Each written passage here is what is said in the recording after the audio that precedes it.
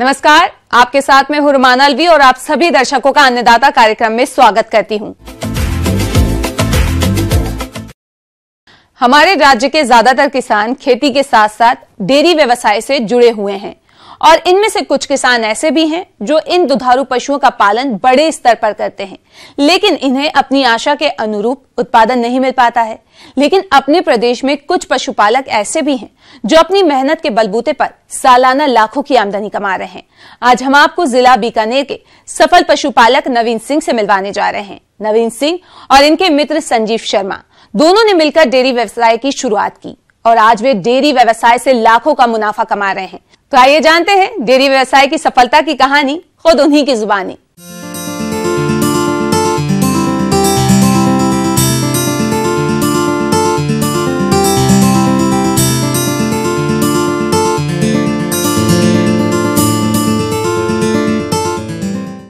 मैंने और संजीव शर्मा जी हैं, हम दोनों ने मिलकर ये डेयरी फार्म शुरू करा था 2014 में।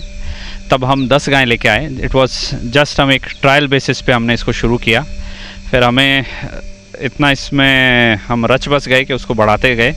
आज हमारा जो परिवार है ये करीबन 200 छोटे बड़े एनिमल्स हैं हमारे पास, जिसमें 100 गायें हैं, 100 बच्चियां हैं। हम काफ़ी नस्ल पर भी हम काफ़ी वर्किंग कर रहे हैं और हमारा जो दूध है वो डायरेक्ट कस्टमर्स को जाता है। यहीं पे हम BMC लगा के चिल करते हैं। 10 गायों से शुरू किया, तब हमारा इसमें लागत 5 लाख रुपए आई थी और उसी को हम बढ़ाते गए। हमने हमारी बच्चियां बढ़ाते गए। गायें वह शंकर नस्ल की ब्रीड है, क्रॉस ब्रीड जिसको कहा जाता है। ये करीबन 20 से 25 लीटर दिन का दूध देती हैं।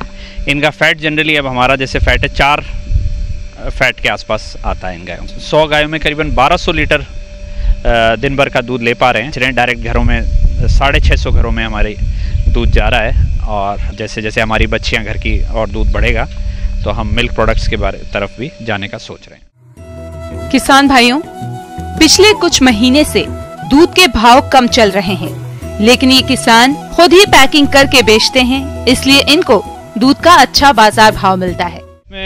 जो मिल्क प्रोडक्शन है उसका करीबन 60% तो आप इनका बांट, हरा तूड़ी वगैरह इनमें लग जाता है। बाकी 20% के आसपास में बिजली, लेबर, मेडिसिनल और बाकी सब एक्सपेंसेस में इसका खर्चा चला जाता है। साल में 1.5 करोड़ का हम टर्नओवर कर लेते हैं। इतने का हम दूध बेच लेते हैं यहाँ पे और उसमें 60% आप मान लीजिए फीड की कॉस्टिंग आ जाती है और 20 से 25% के अंदर बाकी स्टाफ का बिजली, पानी और दवाइयों के खर्चे हो जाते हैं। उसके बाद जो बचे 10 से 15% आपका प्रॉफिट रह जाता है। किसान भाइयों, ये पशुपालक इस मुकाम तक पहुंचने के लिए किस प्रकार से करते हैं अपने डेयरी पशुओं का प्रबंधन, आइए ये भी जानते हैं। जनरली हम लोग यहाँ पे 2 बार मिल्किंग करते हैं। सुबह 4 बजे हमारा फार्म की गतिविधियाँ शुरू हो जाती है और वो करीबन 9 बजे तक हम लोग फ्री हो जाते हैं इन्हीं गायों से। और ऐसे ही शाम को 4 बजे शुरू करके 8-9 बजे तक हम लोग फ्री हो जाते हैं। दिन में 2 बार ये सारी एक्टिविटी सेम को रिपीट किया जाता है। प्रोडक्शन जनरली इन गायों का 22 से 25 लीटर तक आता है दिन के अंदर और इसको करने के लिए हम इनको काफ़ी अच्छा खान पान का काफ़ी ध्यान रखते हैं। जो इनको हम बांट जिसको कहा जाता है जो दे रहे हैं, उसके अंदर हमारा खुद का बनाया हुआ, खुद का कस्टमाइज्ड फीड हम दे रहे हैं, जिसमें मक्की और जौ मिला के करीबन 35 से 40% तक धान दिया जाता है, जिससे कि अच्छा एनर्जी सोर्स रहे। प्रोटीन के लिए हम इसमें ग्वार कोरमा, सरसों खली और मूंगफली की खली हम काफ़ी प्रयोग में लेते हैं। साथ ही इनको मिनरल मिक्सचर पूरे साल दिया जाता है ताकि इनमें किसी तरह की मिनरल डेफिशिएंसी ना हो। और साल में 2 बार वैक्सीनेशन कराया जाता है जो फुट एंड माउथ डिजीज़ वगैरह है उनके में। हमारे यहाँ ज्वार होती है वो दी जाती है, वह सर्दी में जई वो दी जाती है। पर एनिमल ग्रीन करीबन 15 से 20 किलो दिया जा रहा है और जो व्हीट स्ट्रॉ जो तूड़ी है, गेहूं का खाकला है, वो करीबन 5 से 8 किलो दिन भर में खा लेती है एक गाय। और बांट जो दिया जाता है वो उसको दूध का आधा दिया जाता है। जो 12 लीटर टाइम का दूध देने वाली गाय है उसको करीबन 6 किलो के आसपास बांट दिया जाता है, जिसका प्रोटीन होना चाहिए 22% के आसपास। पेड़ काफ़ी लगा रहे हैं और उन्हीं का हम शेड के रूप में उन्हीं को हम यूज़ कर रहे हैं। इस जो हमने फुली मैकेनाइज जो रखा है हैंड्स फ्री, उसकी वजह से हमारी लेबर काफ़ी कम लगती है। 200 पशुओं में हम मात्र 6 आदमियों से काम करवा रहे हैं और हमारा विचार है कि अभी हम आगे और बढ़ेंगे तो इसको जैसे ही तो थोड़ा और मैकेनाइज करके हम लेबर और कम कर लेंगे इसको। इन पशुओं को छाया में बांधने के लिए इन्होंने पेड़ पौधे लगा रखे हैं, जिससे इनको आवास के लिए अधिक लागत नहीं लगानी पड़ती। इसके अलावा ये किसान इन पशुओं का प्रबंधन भी वैज्ञानिक तरीके से करते हैं, जिसकी वजह से मजदूरी खर्च भी काफी कम आया है। मैं सभी किसान भाइयों को कहना चाहूँगा कि चाहे आपके पास 2 गाय हो 20 गाय हो, मिल्किंग मशीन जरूर लाएं। इससे आपका काफ़ी समय बचेगा और गाय को भी काफ़ी आराम रहता है। मशीन से अगर मिल्किंग करेंगे तो आपका मुनाफा रहेगा। Milking parlour, machine milking parlour बना रखा है, जिसमें एक साथ 14 गायों का दूध यहाँ निकलता है। इसमें मेरे को हमें दो ही लेबर की ज़रूरत रहती है और हम करीबन 100 गायों का दूध हम मात्र 2 घंटे में निकाल लेते हैं। ये पार्लर भी काफ़ी अच्छा सुविधाजनक चीज़ है। अगर आपका 100 गायें हों तो आपको पार्लर ज़रूर लगाना चाहिए। इससे आप कम मेहनत से ज़्यादा और उच्च क्वालिटी का दूध निकाल पाएंगे, जिसमें गंदगी रहित रहेगा। इसका डिज़ाइनिंग वगैरह ऐसा है कि इसमें दूध के अंदर कोई मक्खी मच्छर और नहीं गिरता। तो जिनके भी 50 प्लस या 100 के आसपास गायें हैं, उनको मिल्किंग पार्लर ज़रूर लगाना चाहिए। इसकी लागत करीबन 6 लाख रुपए के आसपास आती है। आप देखेंगे ये इतना सुविधाजनक है, गाय अपने आप चढ़ जाती है ऊपर और उसके बाद आप पहले पाइप से इसके थन धो देते हैं और थन धोने के बाद जब पूरी तरह से उसमें गोबर वगैरह हट गया है, उसके बाद आप मशीन लगा देते हैं, जो करीबन 5 से 7 मिनट लेती है एक गाय का दूध निकालने में। और जो बैच है 14 गायों का, वो पूरा 20 से 25 मिनट में आप दूध के उसको फ्री कर सकते हैं। किसान भाइयों, ये पशुपालक इन गायों से प्राप्त दूध को खुद ही पैकिंग करके घर घर जाकर बेचते हैं, जिससे इनको दूध का अच्छा बाजार भाव मिल जाता है। और पैकिंग करने से दूध को कस्टमर तक पहुंचाने में वक्त और श्रम की भी बचत होती है।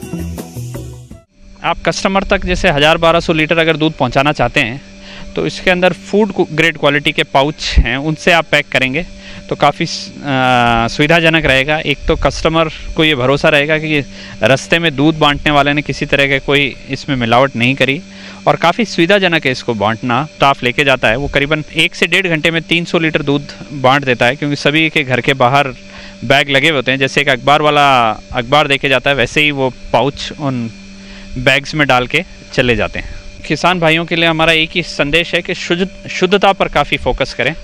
जितना आप प्योर रखेंगे उतना ही आपकी मार्केट में रेपुटेशन बनेगी और उतना ही आपका दूध के भाव आपको मिलेंगे। और कस्टमर को भी ये बताएं कि हम शुद्धता हमारा मेन ध्येय है। जैसे हमने यहाँ पर हमारे जितनी भी एक्टिविटी है वो CCTV कैमरा के अंदर सर्वेलांस में है, तो उससे कस्टमर का बहुत विश्वास बनता है। और हम रोज़ कोई ना कोई कस्टमर हमारे यहाँ आते ही रहते हैं और उनको हम फार्म उनको कहते हैं आइए और देखिए आप हमारी सारी फार्म एक्टिविटीज़ क्या गतिविधियाँ। किसी भी तरह का हम कोई माल प्रैक्टिस नहीं करें। हर साल भूमिगत जल स्तर में तेजी से गिरावट आ रही है और कई क्षेत्रों में तो गर्मियों में पीने के पानी की भी गंभीर समस्या देखी जा रही है। इसलिए इन सभी समस्याओं की समस्या से बचने के लिए आपको जरूरत है कि आप घर की छत से गिरने वाले वर्षा जल को संग्रहित करके नलकूपों का पुनर्भरण करें या फिर वाटर टैंक बनाकर जल को संग्रहित करें, जिससे एक तो भूमिगत जल स्तर में सुधार होगा, वहीं भविष्य में इस पानी का सदुपयोग कर हम अपनी फसल से अच्छा उत्पादन प्राप्त कर सकते हैं। तो किसान भाइयों, कैसे करें घर की छत से गिरने वाले वर्षा जल का संग्रहण? इस बारे में विस्तार से जानकारी दे रहे हैं कृषि अनुसंधान केंद्र बीकानेर के क्षेत्रीय निदेशक डॉक्टर प्रकाश सिंह शेखावत।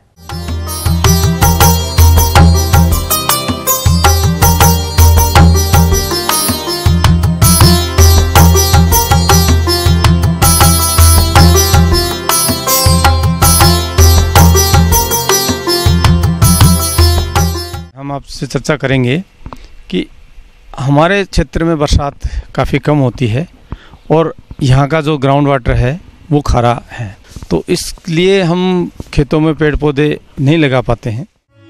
हमारे राज्य के बहुत से भागों में पानी की बड़ी किल्लत है और जो थोड़ा बहुत उपलब्ध भी है वह खारा है। यदि आप वर्षा जल का संग्रहण करते हैं तो पानी की गुणवत्ता भी सुधार कर सकते हैं, साथ ही पानी की इस विकट समस्या से छुटकारा भी पा सकते हैं। तो किस प्रकार करें वर्षा जल का संग्रहण, आइए जानते हैं। इसके लिए जो छत है, हमारे छत का एरिया है या जो पक्का एरिया है, उस एरिया का पानी को हम सीजन में स्टोर कर सकते हैं। वाटर हार्वेस्टिंग स्ट्रक्चर बना करके उसमें डिग्गी बना सकते हो आप, या पक्का तालाब टाइप का बना करके उस पानी को यदि हम स्टोर करें तो एक तो ये होगा कि हमारे जो पेड़ पौधे लगाने के लिए हमें पानी मिल जाएगा, पानी पीने के लिए मिल जाएगा।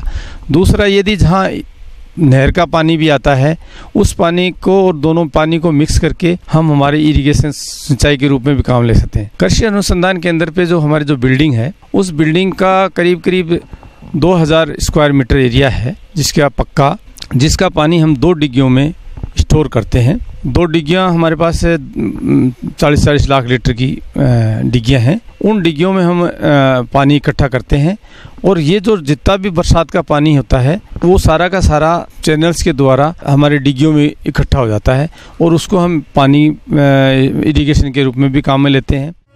किसान भाइयों, अभी आपने वर्षा जल या छत का पानी को इकट्ठा करने की तकनीक के बारे में जाना।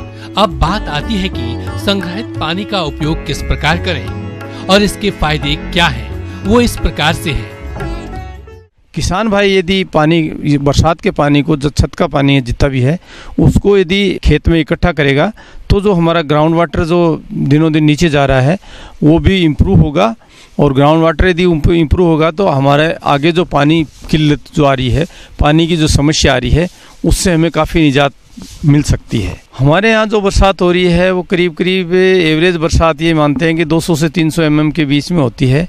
उसका हम मानते हैं कि करीब करीब 30-35% पानी है वो बह के जाता है। और उस पानी को यदि हम स्टोर करें तो करीब करीब 1.5 से 2 लाख लीटर पानी हम इकट्ठा कर सकते हैं। जो हमारे जो छत का एरिया है उससे के हिसाब से हम करीब करीब 1.5 से 2 लाख लीटर पानी स्टोर करते हैं और उसको पानी इरिगेशन के रूप में काम में लेते हैं। या फल वाले पौधे जितने भी हम लगा रखे हैं उनमें ड्रिप के द्वारा वो पानी देते हैं ताकि सीजनल फ्रूट्स हैं या जो ऑर्चर्ड्स हैं उनको सर्वाइव किया जा सके। किसान भाइयों से मेरा निवेदन यही है कि जो बरसात का पानी है उसको अपने खेत से बाहर नहीं जाने दें। अपने छत का पानी है उसको खेत से बाहर नहीं जाने दें, बह के नहीं जाने दें। उसको स्टोर करें, कैसे भी क्या डिग्गी में बनाएं या टांका बना करके, ताकि उनके पीने की समस्या, जो पानी जो आज दूषित पानी आता है या खारा पानी है, वहाँ जो पीने की समस्या है वो भी दूर होगी और वो अपने खेत में कुछ पेड़ पौधे लगा सकता है। वो पेड़ पौधे उसको आगे चल के फ्रूट देंगे तो उसकी इनकम भी, फार्मर की इनकम भी बढ़ेगी। तो ये कोई भी किसान है जिसका छत का एरिया है, पक्का एरिया आसपास है, उसका पानी स्टोर करे और अपने फार्म की इनकम बढ़ाए और अपने स्वास्थ्य का भी ध्यान रखे और जो ग्राउंड वाटर नीचे जा रहा है उसको भी रोका जा सके। बढ़ते हैं अगली प्रस्तुति की ओर।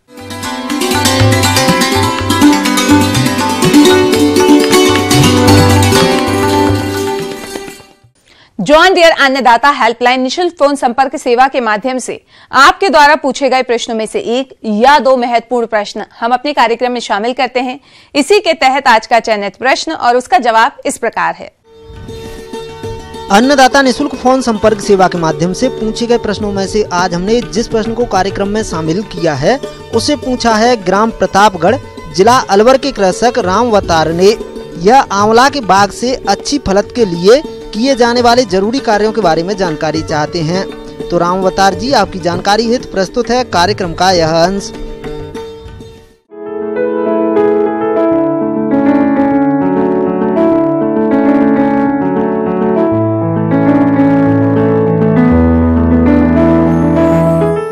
किसान भाइयों, आंवले में फूल के सेट होने के पश्चात अच्छे फलन लेने के लिए हमें बहुत सारी बातों का ध्यान रखना पड़ता है। इस समय अगर हम हमारे बगीचों की देखभाल पर, महत्वपूर्ण बिंदुओं पर हम कार्य नहीं करेंगे तो निश्चित रूप से हमारे उत्पादन पर प्रभाव पड़ता है। हमारे प्रदेश में आंवले की बागबानी बड़े पैमाने पर की जाती है और जैसा कि इस वक्त गर्मी अपने चरम पर है, ऐसे में बागबान भाइयों को चाहिए कि वे अपने आंवला के बाग में कुछ जरूरी कामों को समय पर संपादित करें, जिससे उन्हें अच्छी गुणवत्ता युक्त अधिक फलों की प्राप्ति हो सके। पहला कार्य है कि जितने भी बगीचे में जब आप देख लो कि फलन आपका सेट हो चुका है तो प्रॉपर सिंचाई की व्यवस्था कीजिए, पूर्ण रूप से उसमें पानी दे दीजिए।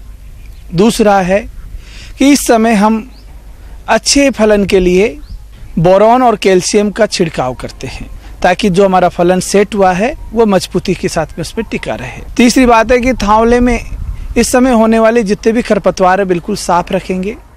आंवला के बाग में समय समय पर खरपतवारों को निकालते रहें ताकि ये खरपतवार बाग से जल और पोषक तत्वों के लिए प्रतिस्पर्धा नहीं कर पाएं और पौधों की अच्छी बढ़वार होने से अधिक फलों का उत्पादन मिल सके। सिंचाई का प्रबंधन पूर्ण रूप से रखेंगे क्योंकि गर्मी बहुत तेज पड़ रही है किसान भाइयों।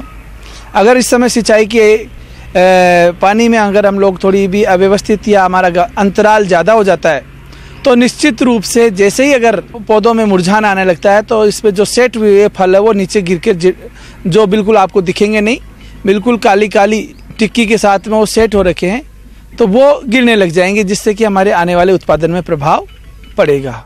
किसान भाइयों, बारिश का मौसम आने वाला है, ऐसे में आंवला के बागों में थावले बना ले दें ताकि बारिश का पानी इन थावलों में इकट्ठा हो सके। आंवला के बाग में कीटों की बात करें तो छाल भक्षक कीट का प्रकोप मुख्य रूप से देखा जाता है, जो कि पौधों की छाल को अंदर ही अंदर खाकर सुरंग करता रहता है, जिसकी वजह से पौधे कमजोर हो जाते हैं। तो किसान भाइयों, इस नुकसान को देखते हुए जरूरी हो जाता है कि आप इस छाल भक्षक कीट का समय पर नियंत्रण करें।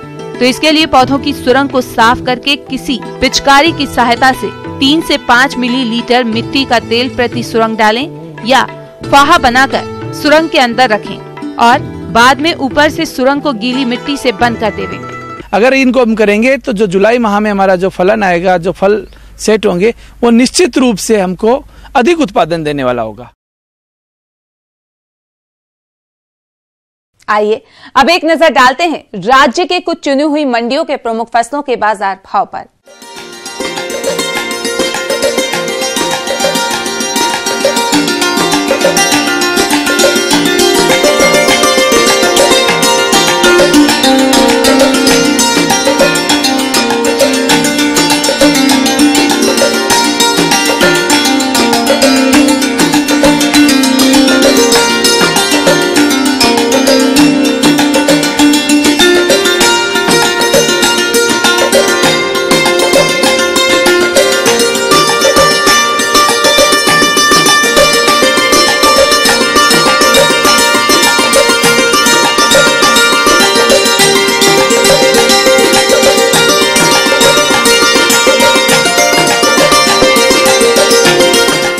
हम ये उम्मीद करते हैं कि आज का कार्यक्रम आप सभी दर्शकों के लिए उपयोगी रहा होगा। किसान भाइयों, अन्नदाता आपकी सेवा के लिए संकल्परत है।